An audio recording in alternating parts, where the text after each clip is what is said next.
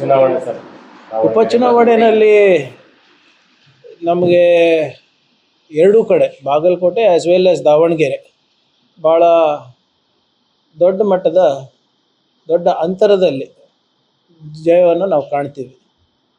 ನಮ್ಮ ಸಾಮಾಜಿಕ ಹಾಗೂ ಆರ್ಥಿಕ ಸಬಲೀಕರಣದ ಕಾರ್ಯಕ್ರಮಗಳಾದಂಥ ಗ್ಯಾರಂಟಿ ಯೋಜನೆ ಮತ್ತೊಮ್ಮೆ ನಮಗೆ ಕೈ ಹಿಡಿಯುತ್ತೆ ಅಂತ ನಮ್ಮದು ಸಂಪೂರ್ಣವಾದಂಥ ಭರವಸೆ ಇದೆ.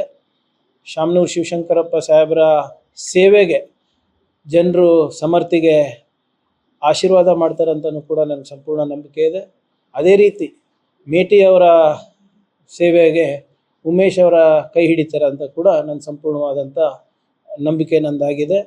ಅಲ್ಲೇನೂ ಕೂಡ ಇದೆ, ಸಾರ್ವಜನಿಕರಲ್ಲೂ ಚರ್ಚೆ ನಡೆದಿದೆ. ಮತ್ತು ಎಲ್ಲ ನಮ್ಮ ನಾಯಕರು ಇಲ್ಲಿ ತಿಪ್ಪಣ್ಣಪ್ಪ ಕಮಕನೂರು ಸಾಹೇಬ್ರು ಇರ್ಬೋದು, ಜಗದೇವ್ ಅವರು ಇರ್ಬೋದು, ಎಲ್ಲರೂ ಕೂಡ ಅಲ್ಲೇ ಹೋಗಿ ಠಿಕಾಣೆ ಹೂಡಿ ಎಲ್ಲರೂ ನಮ್ಮ ಪಕ್ಷಕ್ಕೆ ಅಳಿಲು ಸೇವೆ ಸಲ್ಲಿಸಿದ್ದಾರೆ. ಅವರು ಕೂಡ ಅದೇ ಮಾಹಿತಿಯನ್ನು ಕೊಡ್ತಾ ಇರೋದು. ಮತ್ತು ನಿಮ್ಮ ಮಾಧ್ಯಮದ ರಿಪೋರ್ಟ್ ಪ್ರಕಾರನೂ ಕೂಡ 2-0 ಇನ್ ಫೇವರ್ ಆಫ್ ಕಾಂಗ್ರೆಸ್ ಆಗುತ್ತೆ ಅಂತ ಬರ್ತಾ ಇದೆ.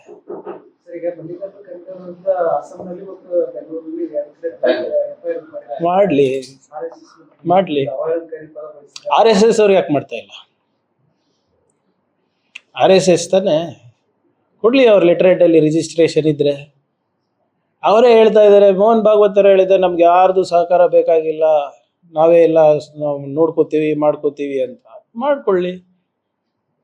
ಈಗ ನನ್ನ ಮೇಲೆ ನಡೆದಿದೆ ಅಲ್ಲ ಇವರೇ ಕೇಸು, 2 ಕೇಸ್ ನನ್ನ ಮೇಲೆ ನಡೆದಿದೆ ಈಗಾಗಲೇ. ಏನಂತ ಕೊಡ್ತಾರೆ? ಆಮೇಲೆ ಹೇಳಿದ್ದೇನು, ವಿಷ ಸರ್ಪ ಇದ್ದರೆ ಅದಕ್ಕೆ ಕೊಲ್ಲಿ ಅಂತ.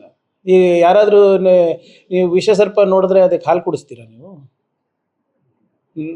ಕೆಲವು ಸಿದ್ಧಾಂತಗಳು ನಮ್ಮ ಸಮಾಜದಲ್ಲಿವೆ, ವಿಷ ಕಾರ್ತವೆ, ಸಂವಿಧಾನದ ತದ್ವಿರುದ್ಧವಾಗಿದೆ. ಅವರ ದೃಷ್ಟಿಕೋನದಲ್ಲಿ ಸಮಬಾಳು ಸಮಪಾಲು ಇಲ್ಲ. ನಾವು ಬಸವ ತತ್ವ ನಮ್ಮದವರು, ಸಂವಿಧಾನದ ತತ್ವ ನಮ್ಮದವರು, ಬಾಬಾ ಸಾಹೇಬ್ ಅಂಬೇಡ್ಕರ್ ಅವರ ತತ್ವ ನಮ್ಮದವರು. ಆದ್ದರಿಂದ ಆ ತತ್ವದ ವಿರುದ್ಧ ಯಾರಿರ್ತಾರೆ ಅದು ಸಮಾಜಕ್ಕೆ ಒಳ್ಳೇದಲ್ಲ ಅಂತ ನಮ್ಮ ವೈಯಕ್ತಿಕ ಅಭಿಪ್ರಾಯ.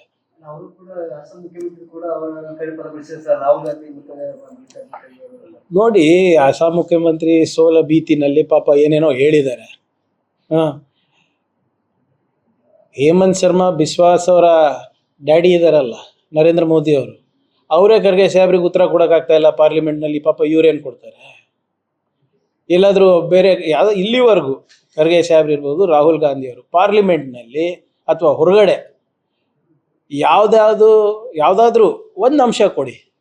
ಉಡಾಫೆಯಾಗಿ ಮಾತಾಡಿರೋದು, ಗಾಳಿನಲ್ಲಿ ಗುಂಡು ಹಾರಿಸಿರೋದು, ಅಂಕೆ ಸಂಖ್ಯೆ ಇರಲಾರ್ದೆ ಮಾತನಾಡಿರೋದು.